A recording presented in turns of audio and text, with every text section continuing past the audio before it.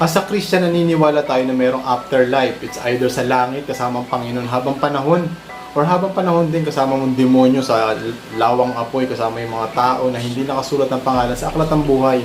So alam po natin yun noon pa man, no, na yung langit at impyerno is malaki ang pinagkaiba. Pero sa video na to, pag-aaralan natin ano yung pagkakapareho ng langit at impyerno.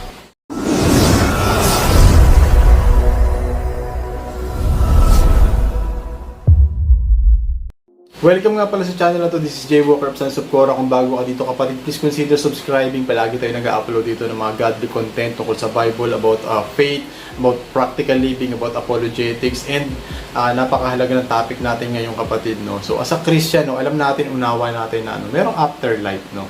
Pero ito kapatid, gusto ko sabihin sa inyo na yung langit sa impyerno, bagamat alam natin na malaki ang pinagkaiba nila, pero meron din silang pagkakapareho. So anong una nilang pagkakapareho? Ito, number one na pagkakapareho nila is pareho silang extreme. Okay, so ano ibig sabihin pareho silang extreme? Kumbaga sobra-sobra, actually underrated nga rin sila pareho eh. So ano ibig sabihin ng underrated saka extreme? Unang-una tinan mo to kapatid, no? Ang daming tao ngayon pinagtitripan ng impyerno. Ang daming mga nakikita ko sa TikTok, no, ginagawa nilang katatawanan, no, magpa-party daw sila sa impyerno. So ano kapatid, no, underrated, di ba? So parang tingin nila ano doon pareho, parang masaya daw, parang party doon. So kapatid, no, gusto ko sabihin sa inyo, hindi ganoon 'yun. So underrated pareho yung langit sa impyerno. Tingin naman ng mga tao sa langit, tahimik daw. Okay, tahimik, puro usok, may mga batang malulungkot. Kapatid, no, underrated masyado, and sobrang extreme naman sa papanong paraan.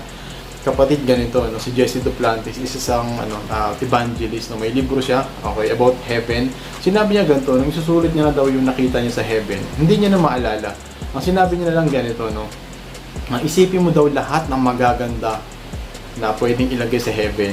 Okay, so pag naisip mo na daw lahat ng mga magagandang naisip mo, yung naisip mo daw sobrang pangit daw nun. Kasi hindi mo daw talaga may explain, hindi mo daw may express kung gaano kaganda sa heaven. So kapatid, no, extreme sa langit kapatid. Yung joy, yung saya, yung hope, talaga yung kaligayahan, yung presence ng Lord kapatid. Hindi mo siya mailalarawan. Talagang pag ando dun ka na, incomparable. So same din sa impyerno, extreme din dun.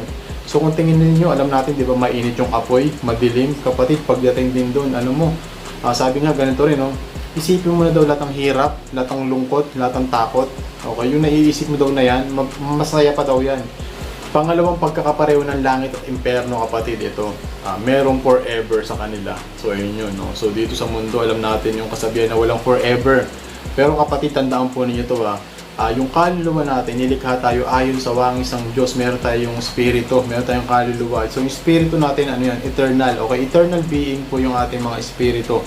So yung katawan natin sa lupa, nabubulok to. Pero tandaan po ninyo, sabi sa Bible, di ba, pag sa judgment day, lahat ng namatay is bubuhayin muli. So magkakaroon tayong glorified body. At yung katawan na yun is eternal, okay, eternal being. So panghabang panahon mabubuhay tayo. Tandaan po ninyo yan. So ibig sabihin nito kapatid, no, yung eternal being, okay, mapupunta siya sa eternal place. So tandaan po ninyo, eternal yung heaven.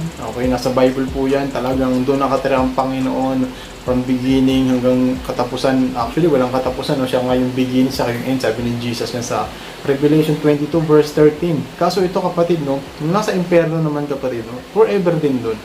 So sinabi rin ng Panginoon yan, di ba? Sabi nila yung yung usok ng kanilang pagdurusa, the smoke of their torment, sabi talagang umaangat yan habang panahon, sabi ni Jesus yan.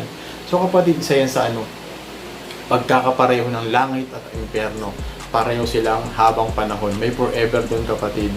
At ang huling pagkakapareho ng langit at impyerno is this kapatid. Napakahalaga nito. Okay, meron lamang isang daan kaya ka mapupunta sa langit, at meron ding isang daan lang din para mapunta ka sa impyerno. Alam mo kung ano yun? Okay, sino? Walang iba kundi si Jesus. So kapatid, gusto ko sabihin sa inyo ito, ang tao mapupunta sa langit sa pamamagitan ni Jesus, at ang mga tao is mapupunta sa impyerno dahil din kay Jesus. So bakit kapatid, unahin natin dito? Unang-una sinabi ni Jesus, di ba, I am the way, the truth, and the life. No one comes to the Father except through me. So sa pamamagitan lamang ni Jesus, mag-aaroon ka ng buhay ng walang hanggan, eternity, sa heaven, okay? Kung saan walang lungkot, walang pagod, walang pagdurusa, puro kaligayahan lang kasama ang Panginoon habang panahon. So, paano tayo mapupunta sa langit, kapatid? Di ba sinabi, ano? Maliligtas tayo sa pamamagitan ng pananampalataya sa tapos na ginawa ng Jesus sa krus. Kung ang tao is mananampalataya at magtitiwala ka na si Jesus ay namatay sa krus para bayaran lahat ng kasalanan mo, kapatid, yung pangalan mo kahit gaano ka makasalanan, isusulat ng Panginoon ang iyong pangalan sa aklat ng buhay, okay? So, hindi ka kasama sa humusgahan. Pero ito naman, kapatid, no, si Jesus din yung dahilan bakit ang tao mapupunta sa impyerno. I-clear natin to, no? Okay, ang kabayaran ng kasalanan ay kamatayan. Okay, dahil sa kasalanan ng tao, kaya siya mapupunta sa impyerno. Lahat tayo is makasalanan. Pero bakit yung mga ibang makasalanan mapupunta sa langit, yung iba sa impyerno? Simple lang, kapatid. Unang-una, andyan din na kasi yung sacrifice.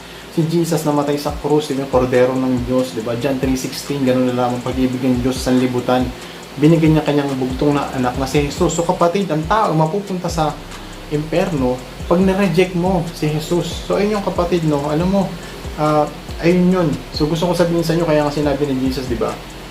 Lahat ng authority sa langit, sa lupa, at sa ilalim ng lupa ay nasa kanya. So, kapatid, gusto ko sabihin sa iyo, sa Judgment Day, lahat ng mga nag-reject kay Jesus, lahat ng mga hindi naniwala sa kanya, lahat ng mga hindi tumanggap sa kanya, is hindi makikita yung pangalan sa aklat ng buhay at lahat sila itatapon sa apoy, okay? Sa walang hanggan, sa dagat-dagatang apoy kasama ang mga demonyo, okay? So, ayun yung kapatid, no? Ayun yung huling pagkakapareho ng langit at impyerno. In conclusion, kapatid, no, alam natin na may eternity. So, ganito sabihin ko sa inyo. As a Christian, kung Christian ka, okay, mapalad tayo. Alam natin yung gospel, no, kahit makasalanan tayo, niligtas tayo ng Panginoon. And we have the privilege, no, para pag-aralan yung salita ng Diyos. Kung gusto ko sabihin sa inyo may eternity, gusto ko itong i-share na video na to. Napakasimple lang ng video na to, pero napakahalaga nito. Gusto ko sabihin sa inyo, no, okay, may eternity, okay, sa heaven, saka sa hell. So, kung may kakilala ka, may kaibigan ka na hindi pa nakakilala kay Kristo, i-share mo itong video na to, kapatid, no. Gusto ko sabihin sa iyo, extreme yun nandun, okay? Diba sa una ko sinabi, extreme. Yung impyerno, sana wag natin pagtawanan. Kung unbeliever ka, napadaan sa video na to, hindi ka naniniwala sa impyerno, kapatid, extreme doon. Sinasabi ko sa iyo, habang panahon, may eternity, okay? Forever, sinusunog ka, hindi ka namamatay kasi eternal being ka, okay? So, gusto ko sabihin sa extreme, kung gaano ka lungkot dito, kung gaano ka sama, gaano ka, ano mo yun, gaano ka hirap, kapatid, hindi ko alam kung ilang milyong, doble yung mararanasan sa impyerno. So, kapatid, sa langit din, ganun. So, bilang pagtatapos, kapatid, gusto ko sabihin sa inyo, no, huwag natin sayangin yung pagkakataon, yung panahon, no? Kung hindi ka pa Christian, tanggapin mo si Jesus as Lord and Savior, no? Nakakapanood ka ng mga ganito. Hindi ito aksidente, it's just a prayer away. Mag-pray ka, sabihin mo, Panginoon, tinatanggap kita sa puso ko bilang Panginoon, tagapagligtas, ikaw ng hari, ikaw maghari sa buhay ko, gamitin mo ako, baguhin mo ako, isulat mo ang aking pangalan sa aklat ng buhay. Kapatid, mag-pray ka, tapos sumama ka sa mga Christian. So, ikaw naman Christian ka, no? Alam mo, huwag tayong patumpik-tumpik, nasa huling kapanahonan na tayo, no? Lalo ikaw, kung alam yung Word of God, no? Kung ikaw naman Christian ka, may passion ka, may desire ka para umabot, pero hindi ka pa marunong magsalita, kapatid, sa simpleng pag-share lang ng mga video na to, mga content na nakikita mo sa social media, mga verses, kapatid, gawin mo. So, yun lang, kapatid, no? I pray na may natutunan ka. Kung naging helpful ang video na to sa'yo, no? Pwede mo itong i-share. Please consider subscribing kung bago ka dito. And kapatid, God bless, no? May eternity sa langit, may eternity sa impyerno. I pray and I hope, no, hindi man tayo magkita sa personal, sa langit pa, kapatid, no? May forever tayo doon, mag-a-appear tayo doon habang panahon. So, God bless, kita tayo sunod na video.